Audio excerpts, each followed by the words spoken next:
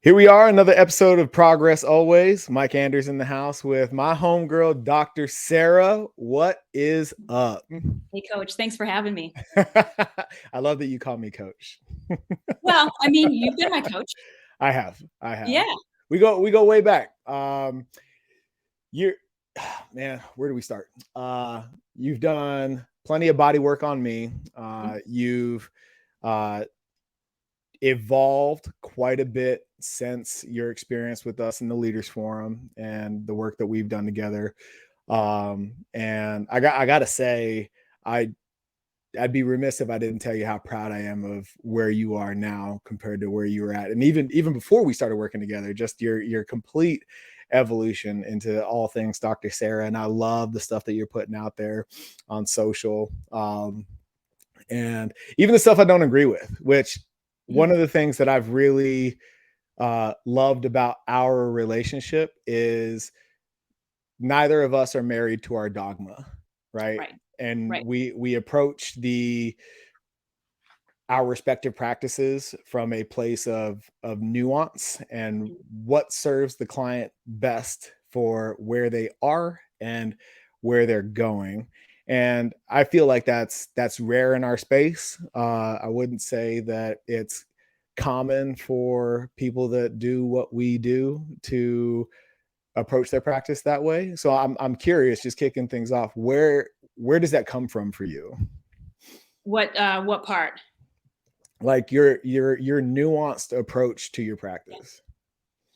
Oh gosh. Well, I have a tendency to take the path less traveled. That's always just been my nature.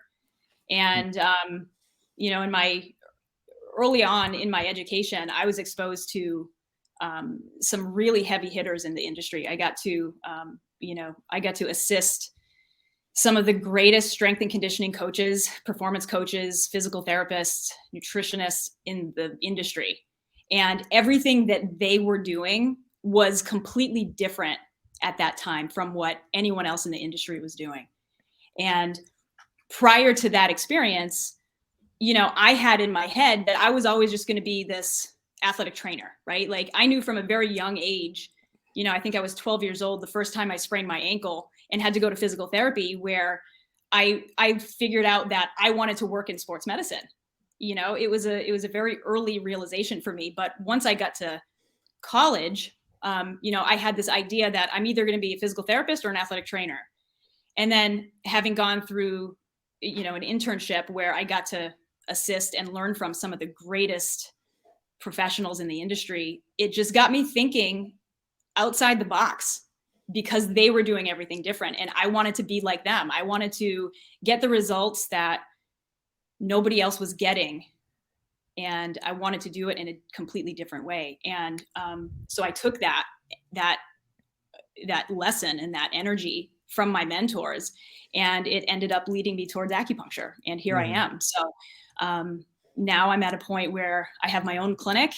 I am a doctor of acupuncture, but I do have that sports medicine flair to it, and so I'm doing exactly what my mentors set me up for early on. So that's incredible. So it's kind of like an amalgamation of your experience in apprenticeship, if you will, and then molding it into your own based on your own unique experiences with clients over time.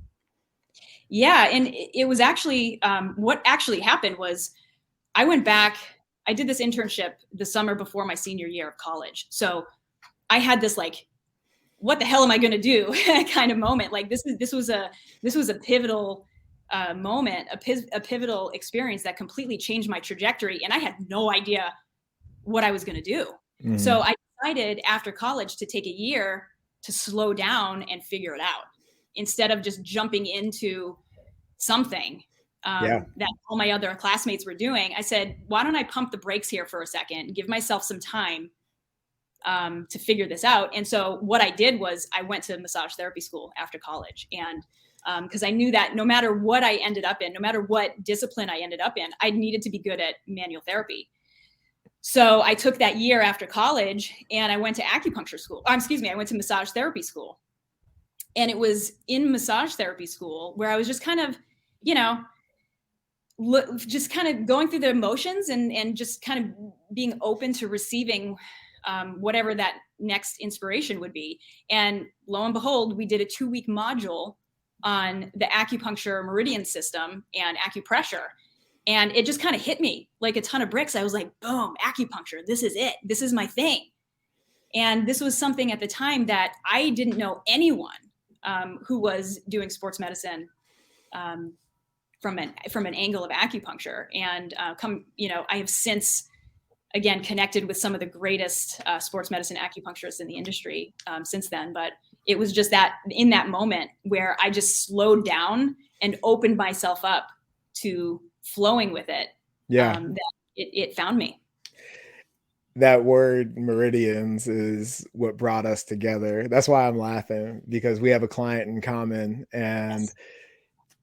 I was working with him one morning and he's bitching and complaining about, this aches and that hurts. And, I got to go see my girl, Sarah.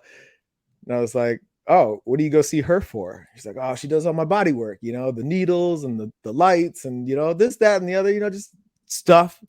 I was like, oh, okay. Well, ask her about your fascial meridians. He's like, where have I heard that before?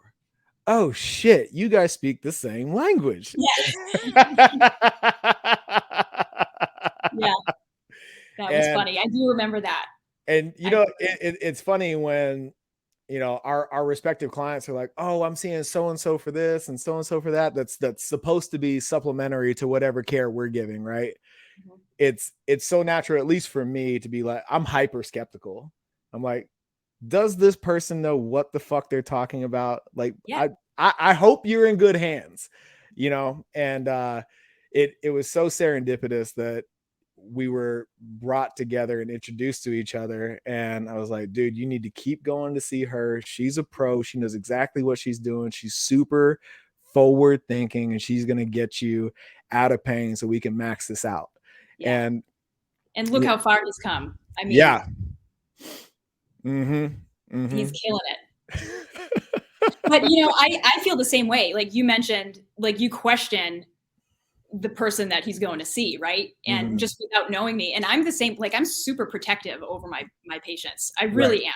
I try to be open and I try to, kind of go with it a little bit. And I want to, support my colleagues.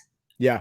At the same time, I'm like, like, what are they having you do? Why are they having you do it? And because every time you come into my clinic, you have this, and this that we have to clean up. Right. So, I'm like you in that way. I'm like, okay, well, I see that. I got my eye on it. Yeah. So I'm curious because from a credential standpoint, minus the needles and things, like I could do a lot of the things that you do, and you could do a lot of the things that I do. Right. What is it? Where does your professional courtesy from a standpoint of I'm going to stay in my lane and continue to manage our treatment plan, our protocol, whatever, and you're going to go see Michael for this, that, and the other thing, and whatever other practitioners that any of our clients may be seeing, how do you filter like the I guess the not blurring the professional line of like, this is my expertise, even though I could do a lot of these other things for you, like this is my lane and I shall not deviate. Yeah, sure. Like, we have some of the same strength and conditioning certifications, the two of us, and we come from that same background, but I'm leading from a clinical aspect. I'm not leading from necessarily a performance or a fitness aspect. That's yes, I've worked in fitness. Yes, I've trained athletes from the perspective of strength and conditioning, but that currently is not my role. And, I can't be everything to anyone or to everyone. You know what I mean? No one can be everything to everyone. Right.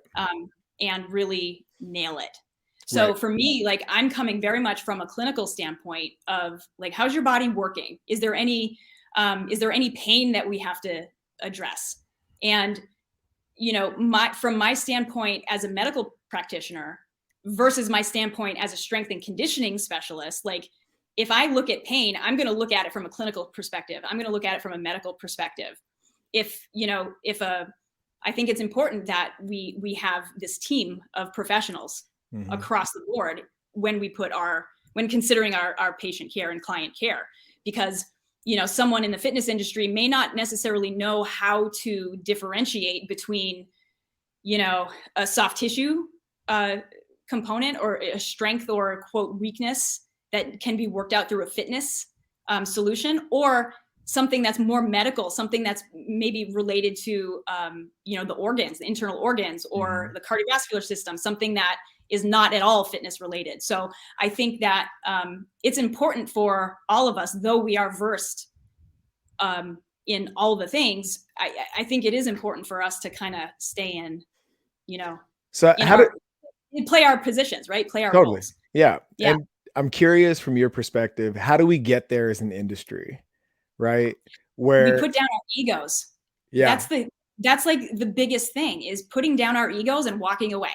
And knowing that having like open communication is going to get our mutual client and patient the best results. And that's what matters, because it doesn't matter, oh, I'm right and you're wrong and I'm going to do that.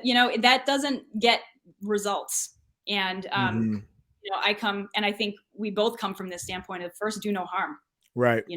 What's in the and best interest of the client? Yeah, exactly. And I think, we share that, and the colleagues that are in our network share that also. Yeah. So from an industry standpoint, we all just need to put our credentials down and our egos down with them and walk away and know that we're on the same team. Would you say that your specialty, not your specialization, but your specialty is more so a byproduct of your education or your genuine interest in what it is that you practice? Yeah, I would say the latter for sure. Yeah. I love what I do. I do. I love it. And you might agree with this, that like what you learn in school, you seldomly utilize in practice. Yeah. A lot of what I do here in my clinic and with my patients, it's not necessarily all structured on the things that I learned in school. It all has come from, my experience in learning how to work with humans and to assess them and to embrace them and to hold space for them in ways that they uniquely need. And, they don't teach that in school. No. So, oh, fuck. We're gonna go deep today. okay. The hold space part, the energetics of it all, that's something that you can't teach in an academic setting. And I feel like our circle's pretty fucking unique in that we're all vibrating on that frequency, where it's more than the sets and the reps. It's more than the needles and the red light. It's more than the snap, crackle, pop of it all. It's the genuine interest from a client to client to client perspective of what's going on out there that you're not telling me in here. Right? What are the external influences that are causing your body stress? What is your past trauma that you're hanging on to and refuse to let go of? Let's explore that shit, get rid of it so that we can get you out of pain, get you out of inflammation, calm the nervous system, right? Especially when you're talking about the atmosphere that we play in with high performers, high achievers, people of status, right? Go for like decades, and getting them to reverse engineer that, damper it so that all the things that got them to, and get them to understand that all the things that got them to where they are, a lot of that stuff is no longer serving them. The things that helped them for so long are now the things that are hurting them. Yep. Right? How do you help people bridge that gap? I teach them to breathe. Ultimately, that's the very first thing I do. And when I can get someone to breathe, what that actually is doing is bringing their awareness back into their bodies, and that's the thing, is we get so caught up in all the external factors, and all of our attention is placed on you know, work and life and keeping up with the kids and, you know, how much time is left on the clock and how many reps can I get in? Like all of our attention is outside of ourselves. So when I can get them to slow down and breathe and bring their attention back in, that gives us a better opportunity to really hear what our bodies are saying. And when they're just go, go, go, and their attention is outside of themselves, they can't hear it. You know, they're just going to blow right past it. So how do I do that? I teach them to breathe. Give me your favorite client success story. Oh gosh. My Top favorite. of mind. It's right there. Boom. Top of mind. Go. Well, I'm working with someone right now. It's actually a year-long program that I created for this program. We're 6 months in. And this person has achieved a level of physical health that I didn't expect to achieve with her in the whole 12 months. So in 6 months, she's achieved just on the physical level things that have blown my mind. Beyond that, a lot of the physical stuff, right? The physical ailments and the things that prevent us from achieving on a physical level, a lot of it lies within the emotional and the spiritual bodies. Mm-hmm. And so in the last 6 months, I think a lot of what we've done on those two levels, from the emotional and spiritual aspect, acknowledgement, acceptance, and release, I think that's the kind of deep work that has allowed her to achieve the physical things that she's achieved in such a short amount of time. So what am I most proud of? It's that I address these physical expression and the physical performance from the perspective of the emotional spiritual bodies, which not many, if anyone in the sports medicine world is doing currently. Yeah. We have 6 months left in our year-long program, and honestly, she's killing it. Isn't it crazy when you have that intentionality and that focus, like how much shorter the bridge becomes, right? Yeah. Like in what we do, and you know, we've compared notes in building these respective programs, the path for us and everything that you got going on, and we stopped doing annuals because our folks, when we started doing the assessment on the front end and addressing stress and front loading that work, what we expected to take 12 months, people were accomplishing between 4 and 7. Amazing. Right. And it's for us, what we came to was, if we don't address the stress, the triggers that put you into it, and figure out and put together what we call an immediate action plan to either collapse it completely or at least mitigate it, so that when it does show up, not if, but when, you have a big enough gap between trigger and response to make a different decision, right? Yeah. Nothing that we do as far as your fitness, your nutrition, your sleep, your hydration, your recovery, none of that matters. It won't stick because you keep getting knocked off center and you don't know how to get back to it. Right. Right. And like that was something that, you know, I just did a workshop on the science of behavioral change, you know, and you got to have that mission. You got to have clarity on that mission and vision. Right. Yeah, absolutely. But you got to change the environment, right? Absolutely. Set and setting. Yes. And what's missing in the industry, and I know you agree with me on this, everybody focuses on the shit in the middle. Yep. Right. We talk about, you know, habits, behaviors, all these things. But if you don't change the set and setting and you don't have clarity on where the fuck you're trying to go, like, none of this stuff matters. It'll never stick. Right. It doesn't matter. Yeah. That's actually a big part of what I talk about with my patients too. It's like, identify what matters to you. What are your priorities? What matters? What gets you up every day? What lights your fires? What are you here for? Who are you on that spiritual level, and how do you fulfill it? Yeah. Once you identify what matters to you, then you can go down and say, okay, well, here are some behaviors and things, some goals and strategies that align with that priority. And a lot of times people don't go far enough. They just say, oh, well, I want to lose weight. Okay, but the priority of that why do you want to lose weight? It's that why. It's that higher priority that means more. Like having connection and clarity around that why and that priority. That's what's going to get you through like the really difficulty of behavior change. Right. Because when you introduce new things to your nervous system, it's going to be a challenge because your nervous system likes familiarity. Your nervous system likes things that it can predict.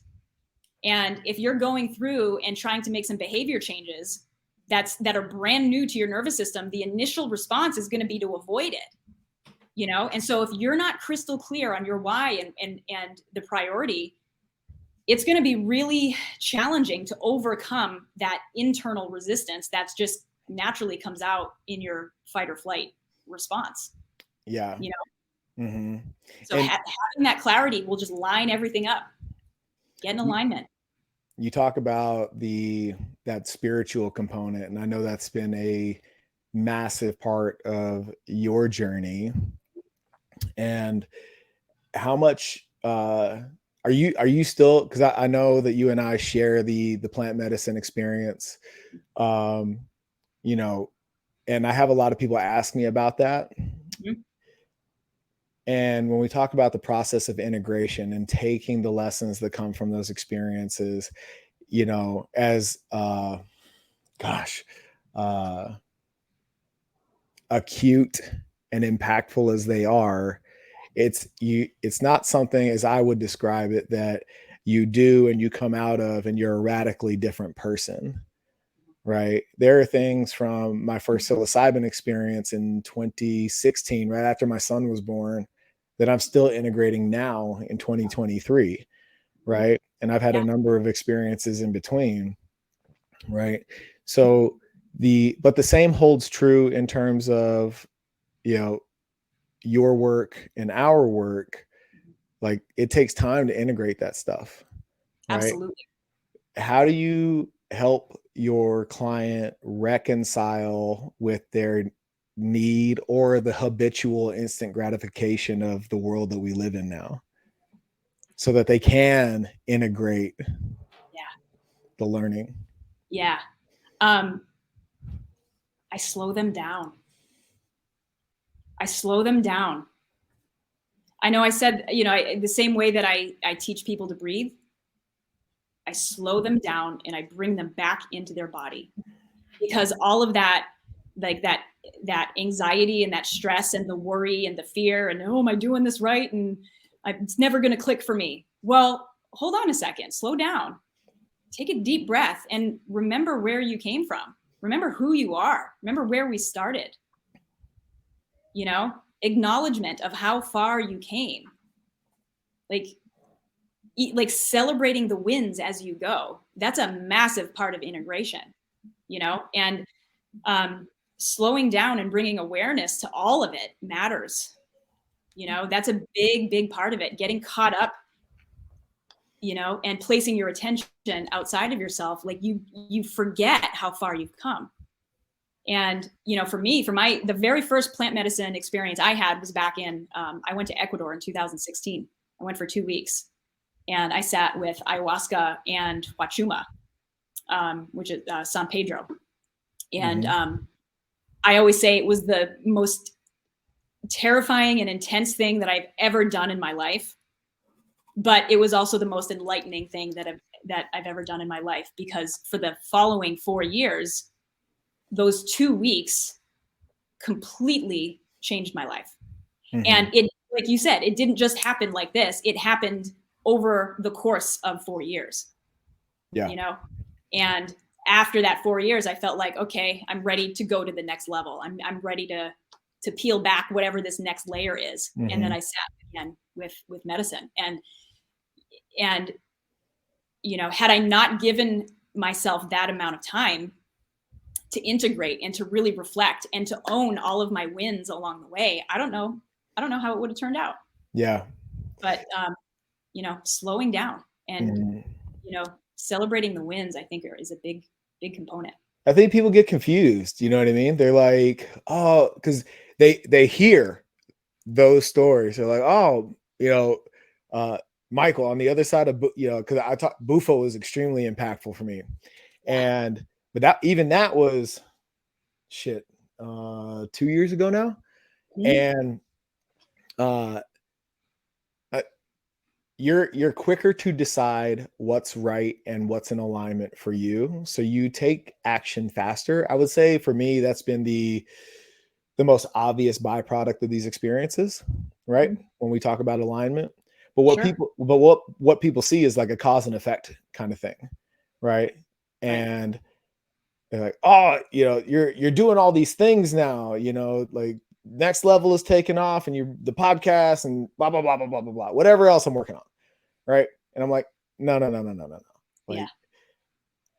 I'm just faster to go there because I know what is in alignment with the ultimate vision. Right. Right. Yeah. But it doesn't remove the fear. Mm-hmm. I just move through it faster. Yep. Right. Fear never goes away. I mean, there's always going to be a fear element. Mm-hmm. Anyone who says they don't feel fear, I would challenge them. Yeah. It's what you do with that fear, that decides the outcome, right? Mm-hmm. Like, let the fear drive. Do you let the fear make the decisions, or do you take that fear and put it in the gas tank and let it fuel you? Yeah. You know what I mean? Mm-hmm. So it's not that we can live without fear. It's how we use it. It's how we like kind of transmute it and use it to our advantage. And I think working with plant medicine and doing the integrative process that comes with it, yep. We learn how to do that just naturally. We learn how to take things like fear and anger and rage and all the things that would, affect our decisions. And we harness it in a way where it's useful in a positive way. I remember after 2016, coming out of that psilocybin experience and like thinking to myself, you have to absolve yourself of expectation really quickly, because whatever you think it's going to be or how it's going to manifest, like I'm batting 1,000 right now. That's not the way it was immediately on the other side of that. Mm-hmm. Right. And you and I have had extensive conversations about the divine masculine and the divine feminine. And when I'm working with my men specifically, getting them to embrace as opposed to damper their feminine has been an incredibly fruitful part of our practice. And for our women, getting them to embrace their masculine, right? Because we're living in a weird time energy wise, where I'm working with a lot of men who have let their masculine go to sleep. Like they wake up in the morning and they don't want to conquer anything, right? Let alone conquer themselves, right? And then at the same time, women have been sold this narrative for hundreds of years at this point that they're not allowed to conquer anything. And my wife, right? Totally. Yeah. Like women who stand in their power are fucking amazing. Yes. Your wife is a great example. Yes. On the other side of that, like men have been sold this story that it's like, it's not okay to cry. It's not okay to be vulnerable. Just push that shit down. Right. Yeah. And through the work that we do, you and I respectively, getting them to unlock that creates a whole nother level of superpower. Absolutely. You know, what, Absolutely. where is that in how you do what you do? Yeah. It's actually, it's showing up a lot more recently. Um, and I'm actually not surprised at that, because I personally myself, like I've been working on, like I'm very comfortable in my masculine. Mm-hmm. You know, I'm a woman who is very comfortable with embracing my masculine. I've Yeah. always been the girl on the boys team. You know, I Mm-hmm. grew up in a house full of boys. I'm comfortable with that. So for me, like I've just been really working on harnessing that divine feminine. Sure. That that's the challenge for me. Mm-hmm. Um, you know, and as I'm doing that work for myself, Yeah. um, I'm finding that a lot of my patients are getting to that point too, where they're trying to balance their respective masculine and feminines Mm-hmm. themselves. So it's kind of funny how that works out. As I do my own work, Mm-hmm. my patients start bringing it to me, and so now I recently became certified in somatic breath work, and I'm Yeah. not sure if you're familiar with that, but Tell me about somatic it. breath work, So, it's somebody listening to the conversation is in the dark on what all that stuff is. So yeah. go for it. So Talk, just to introduce it, just real quick, somatic breath work, it's all about reconnecting to the body on all three levels: the physical, the emotional, and the spiritual. And I describe this type of breath work kind of like, as you breathe in and breathe out, it's like breath comes in like a highlighter. It's going to go through your body and highlight all the areas where you didn't know were holding things like stress and pain and tension and repressed emotions, like you mentioned earlier. Like, mm-hmm. especially with men, like we go in our society, we're not supposed to show emotion, especially men. They're not Mm-hmm. supposed to, they're supposed to be strong and steady and all the things. And Yeah. women too, if we show too much emotion, then we're crazy.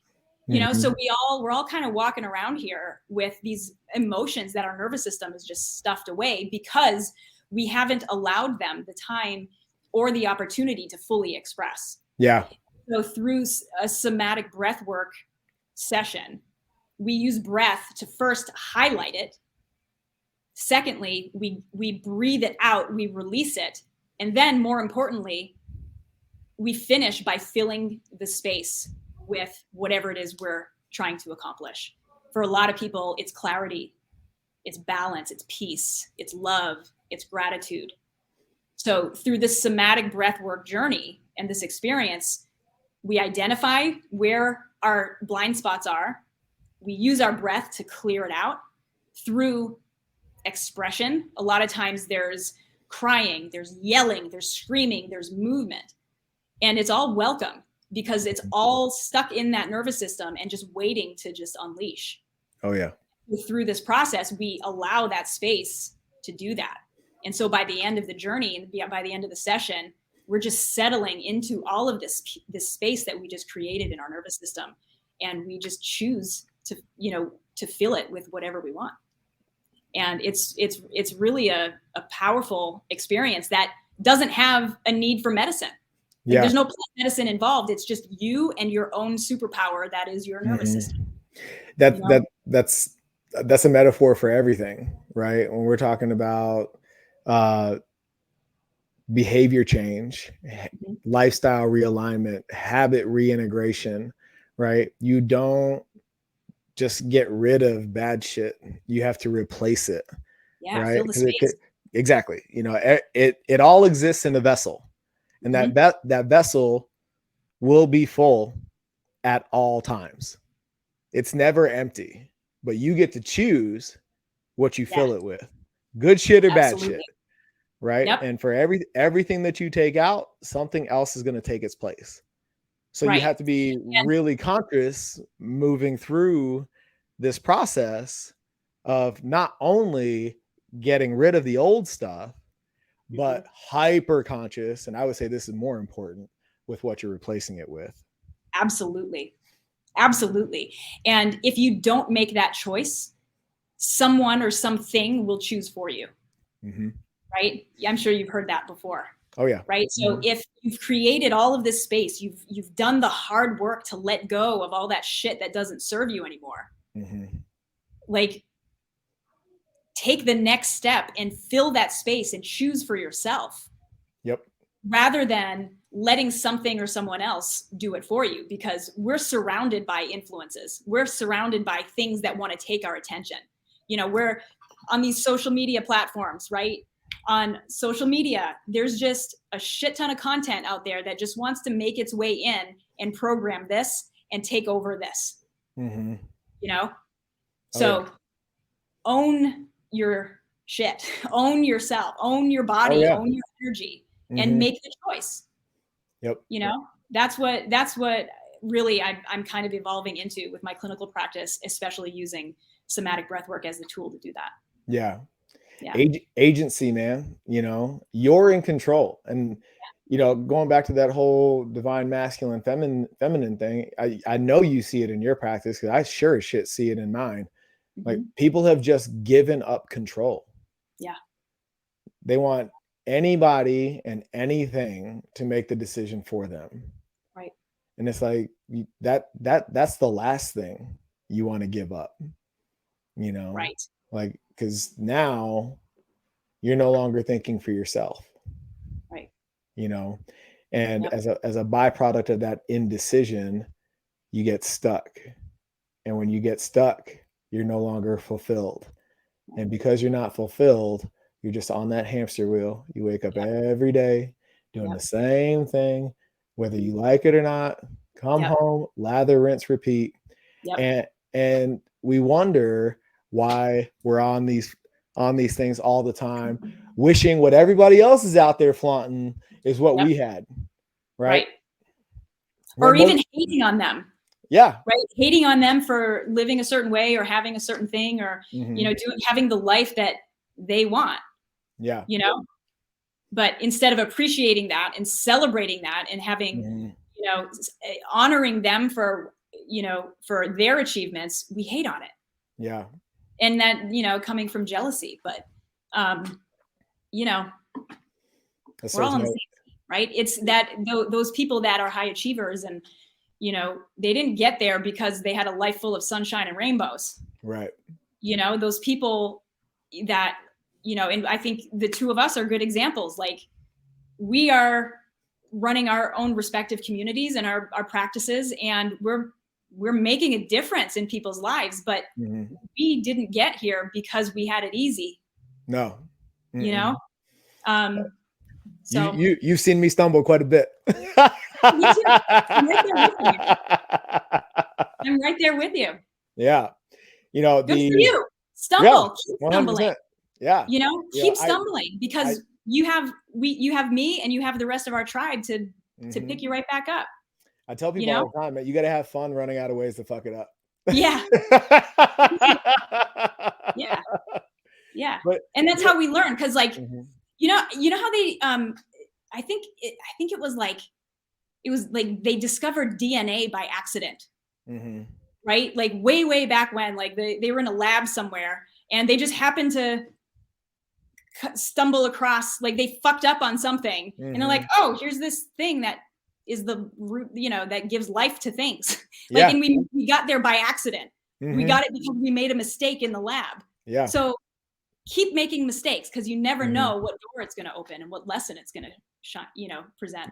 Well, you know, I got this one tattoo that says, I only got this far because of what I did not know. Yeah. You know, that's probably going to be the title of my next book. Now I think about it. That's a good one. That's a good one. I'll buy it. Let me know when it's published. It's top of the list right now. Good one. You know, but it's funny. You talk about the supporting cast, right? And your tribe and how much that matters, right? And, you know, you and I have you know, talked about, you know, being a unified front, you know, sharing practices, you know, working out of the same space, doing all that kind of stuff over the years, you know, and, you know, just having each other as a resource has been plenty up to this point. And I don't think people really understand how important that is when it comes to your big ideas.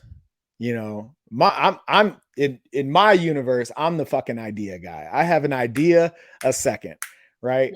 Yeah. And it's no matter how massive or outside the box or crazy or just out of this world it is, I don't have anybody in my universe that is like, dude, you're out of your mind. Yeah. I have not right now people. I Mm-hmm. have, you know, maybe not in the next 2 weeks people, Mm-hmm. but I don't have any you can't do that people. Perfect.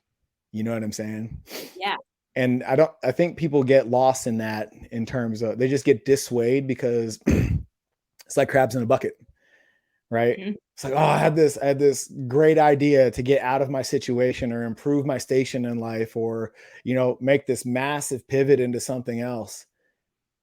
And the first person they tell is a fucking naysayer, and they're like, Yeah. tell them how horrible an idea that is, or all the cons and none of the pros. And they're just like, you know what?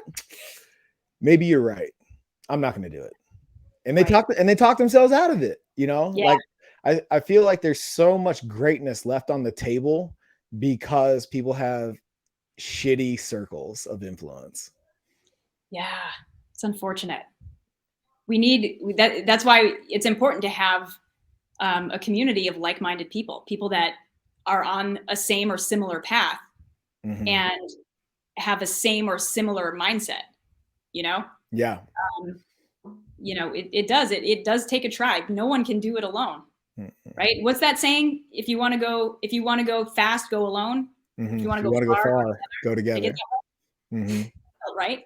That's massive. Yeah. Yeah. And so we can run our respective communities simultaneously and maybe parallel to each other Mm-hmm. without crossing each other, Right. but do it in a really supportive way. And Mm-hmm. because ultimately, getting back to your original point a little while ago, it's like we care about the impact we're making, Right. and the people that we work with, the people, our clients, our patients, like we owe it to them to deliver the best quality service and ideas that we have. Yeah. And I think having this network that we have, and having the support that we've created for each other, I think it will only benefit not just us and our businesses, but the people that we work with. Mm-hmm. Yeah. Yeah. That network is massive, right? So over the course of I'm close to a quarter century into this shit, Mm-hmm. which baffles me sometimes. Amazing. Um, it's it still blows my mind when our clients go and they're seeing us for all things, and they have these other coaches, right? And I'm like, I would love to meet them so that whatever they're doing for you, I can make sure that what we're doing isn't, like, it's all in alignment. Mm-hmm. And it's crazy to me how many people refuse to reach across the aisle and have that conversation. Mm-hmm. Whereas our client, I'm like, dude, I'd love to meet that. I'd love to meet Sarah. Yeah. I want to compare notes and make sure that what she's doing matches what I'm doing, and you get taken care of the best way possible. Yeah.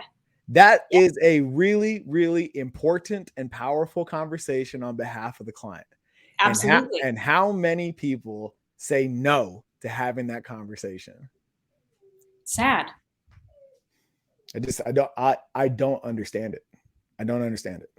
Which is why, the last time we had coffee and I told Yeah. you about, everything that we're building with the path, and Yeah. so that our people can have a unified conversation, Mm-hmm. so that their progress becomes linear, right? And you're like, that's Yeah. that's next level, Yeah. like it's Right. redundant. It's redundant on purpose, but like Yeah. you if Michael doesn't have a Sarah to have that conversation with, the Mm-hmm. person between us isn't getting served to the Right. maximum of their potential. Right. Absolutely. Because like when they come to see me, like I'm gonna make sure all their joints are working the way that they should. I'm gonna make sure that their pain is down, their stress is down, they're sleeping really well. Like I'm gonna take care of that. Mm-hmm. But when all systems are go, like, I'm not going to train them to get strong and powerful and explosive and all the things. Like, now, like, go back to Michael. He's going to turn you into a monster. You know what I mean? You know what I mean? Yeah. So, like, it's and along the way, come back and let me make sure that everything is still working and in alignment for you to keep on track with your goals. It's like, yeah.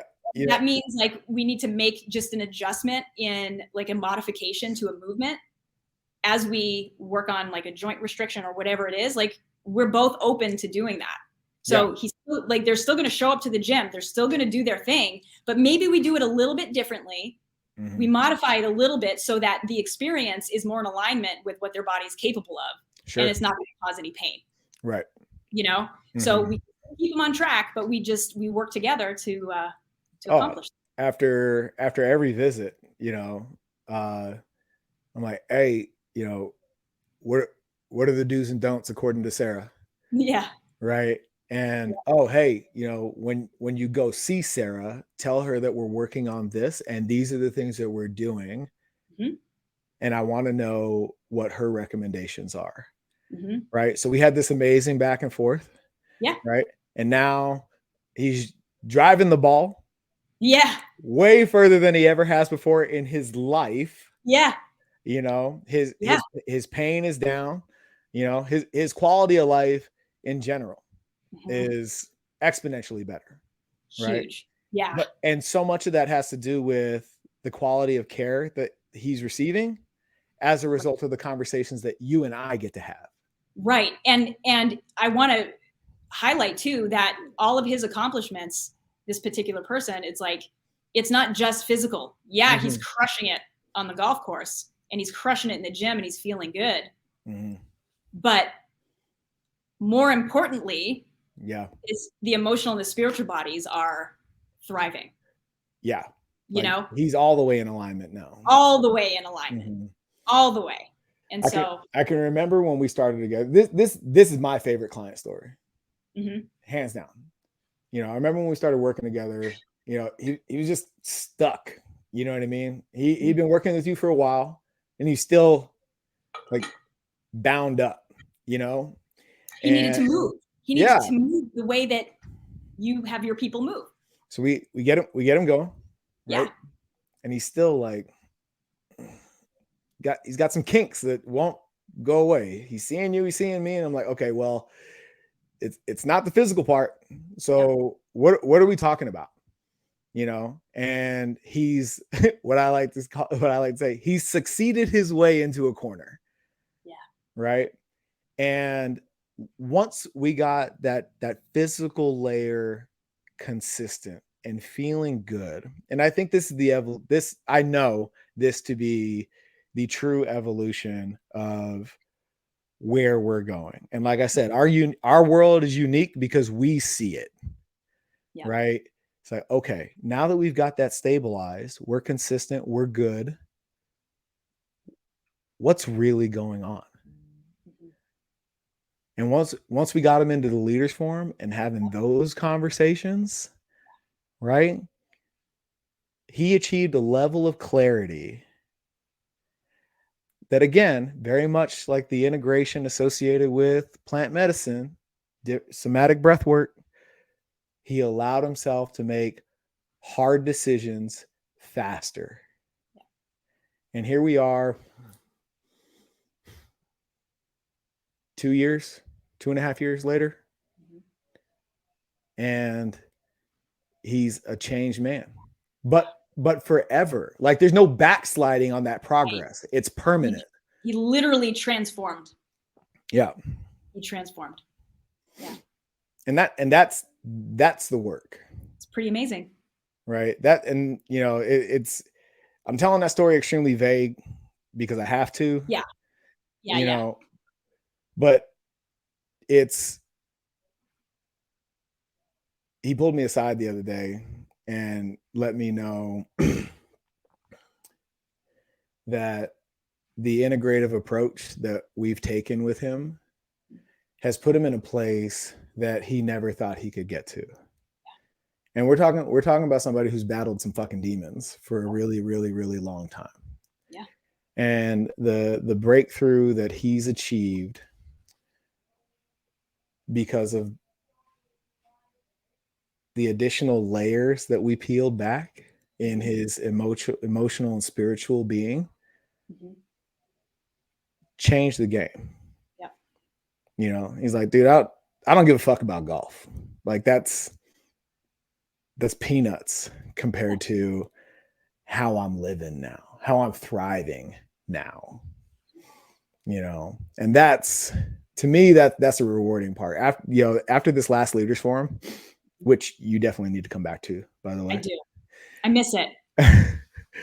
I had a moment in that room where I stood up there.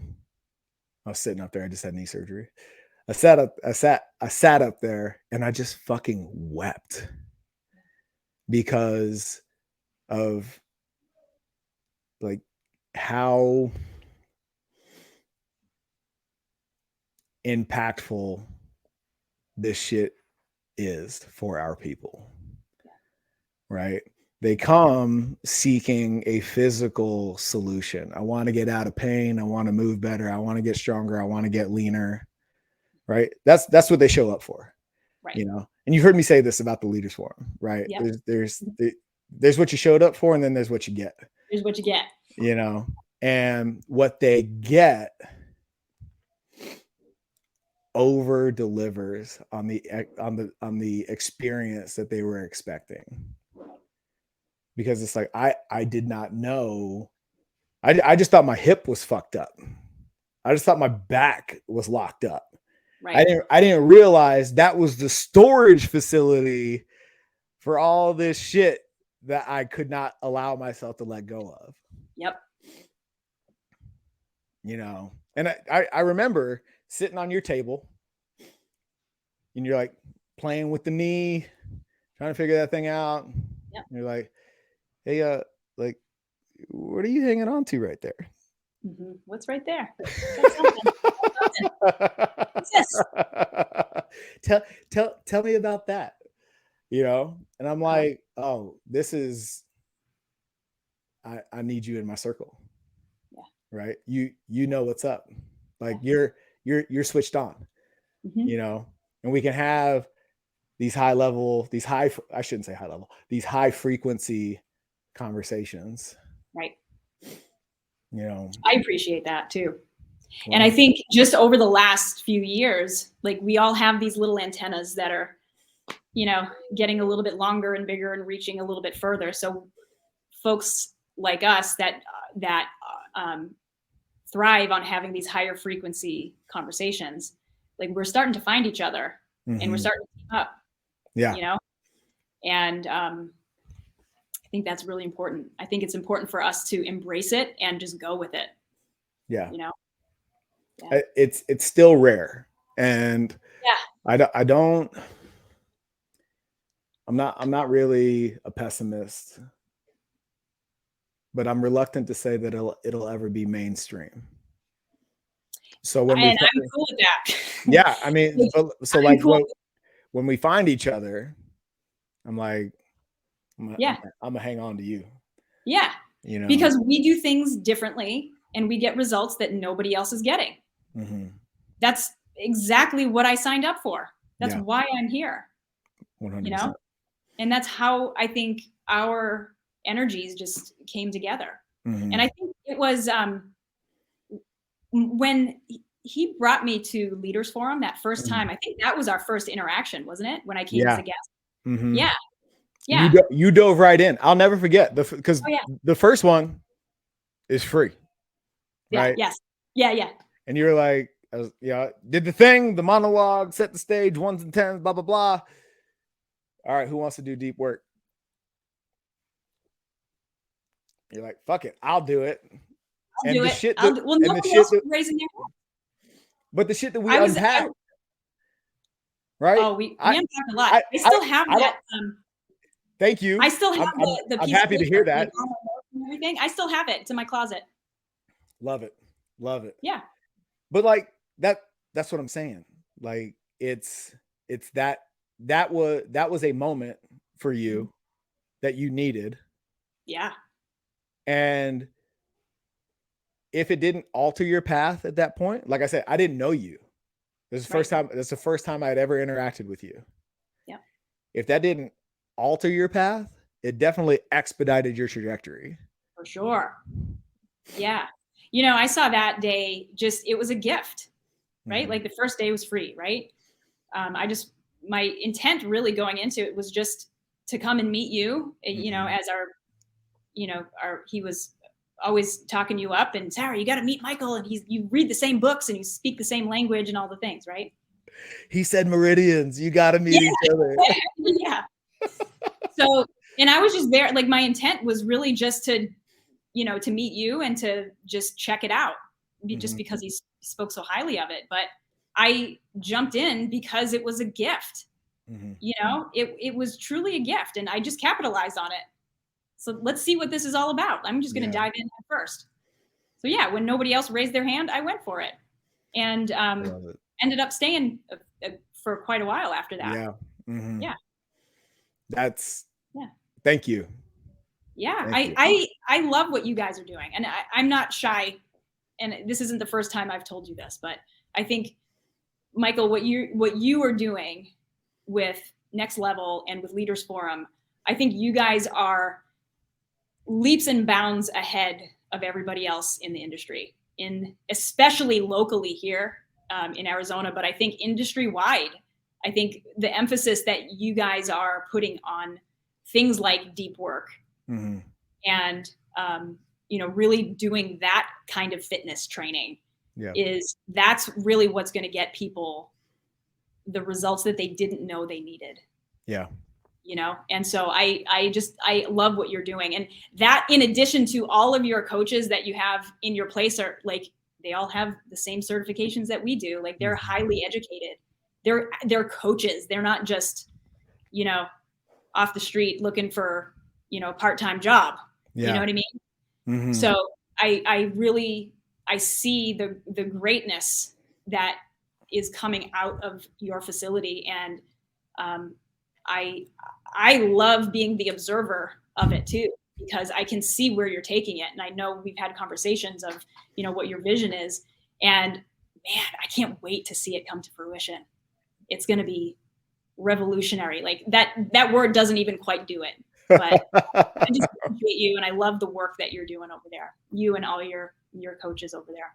No, thank you so much. I really appreciate it. Thank you. Yeah. Thank you. And thanks for taking the time today. You're one of the busiest women I know, and you made time for this conversation. I'm grateful for it. Thank you. Happy to be here. Yeah. For everybody out there listening, for all things body and breath, reach out to Dr. Sara. You're in great hands with her. Check out her channel on Next Level on Instagram. She's just a cornucopia of knowledge and advice. And no matter what, whether you're just reaching out for guidance or you need to put her hands on you, she'll take care of you. Thanks for taking the time, girl. Thank you. Yeah. Everybody out there in Next Level land, progress always.